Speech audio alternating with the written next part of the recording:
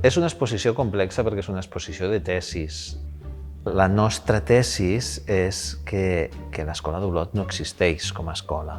El que passa és que aquesta Escola d'Olot s'havia transmès com una escola pura i durament paisatgística, sense més. I el que intentem demostrar en aquesta exposició és que la pintura no és tan innocent com sembla, que hi ha uns interessos polítics, econòmics i socials al darrere.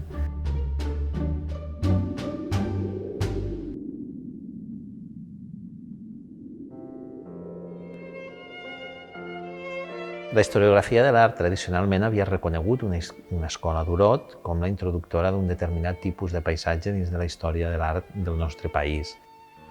Com neix, és entorn tres personatges fonamentals, que són en Joaquim Vayreda, el seu germà Marian Vayreda i en Josep Berga i Boix. La família Vayreda és una família pertanyent a la pseudonoblesa rural gironina.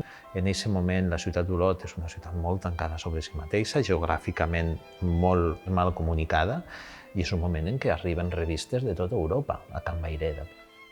Són d'alguna manera una família que és el motor de tot aquest fenomen pictòric i cultural, no solament ells, molt, però sí que és cert que serà un motor fonamental per al desenvolupament d'aquesta suposada escola d'Olot. Tant Joaquim com Marian Vayreda i el propi Berga i Boix són representants de la branca més conservadora del carlisme gironí. I en les seves pintures el que estan transmetent al fill i al cap és el món ideal de l'antic règim. Els pagesos són feliços fent la seva feina, la natura és fantàstica, idíl·lica i meravellosa perquè és obra de Déu creador, i els senyors són fonamentals per mantenir aquest ordre natural on tot funcionarà perfectament sempre que mantinguem la tradició, els costums, les creences.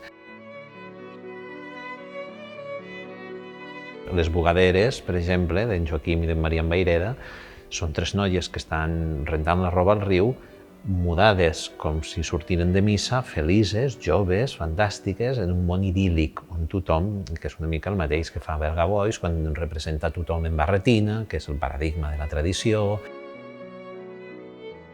I el que els vol transmetre és aquesta imatge de seguretat, de riquesa, sempre que es mantingui l'ordre preestablert.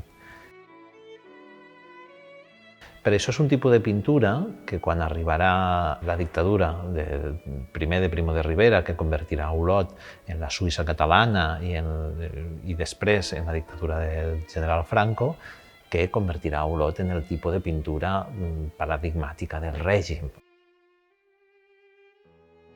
I precisament serà això el que acabarà amb aquesta tradició pictòrica, vull dir, la reproducció massiva d'aquestes pintures, perquè tothom ha de tenir-les a l'abast, perquè no deixen de transmetre un determinat ordre, és el que farà que la qualitat d'aquesta pintura ja es degradi moltíssim.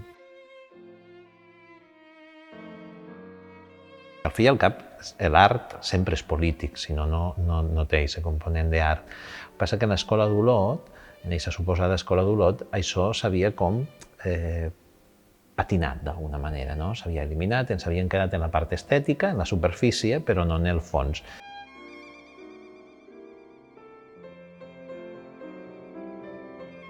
Mai estàs content, quan muntes una exposició, però estic satisfet. Estic satisfet perquè, crec que hem sigut capaços d'hilvanar un discurs capaç de transitar per 150 anys, que 150 anys són molts anys, molts canvis i uns moments de canvi, i sobretot satisfet perquè hem reunit peces molt interessants. I és una aposta per fer una nova mirada crítica a aquest tipus de pintura i ficar-la en el lloc que li pertoca, que és infinitament més important que aquesta part edulcorada i nyonya que s'havia transmès i que ens havia transmès sobretot la dictadura del general Franco.